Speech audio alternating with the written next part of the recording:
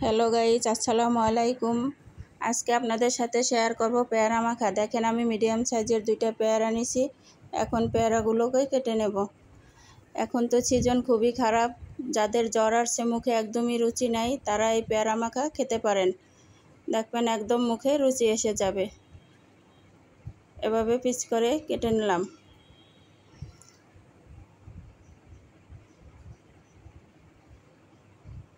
এখন আমার কাটা শেষ। স্বাদমতো লবণ দিয়ে দিলাম, কাসুন্দি দিয়ে দিলাম,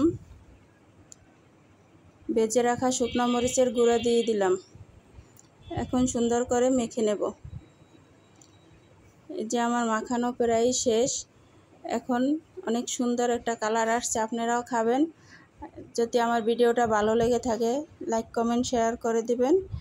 নিত্য নতুন ভিডিও পেতে আমার চ্যানেলেই থাকবেন। ধন্যবাদ।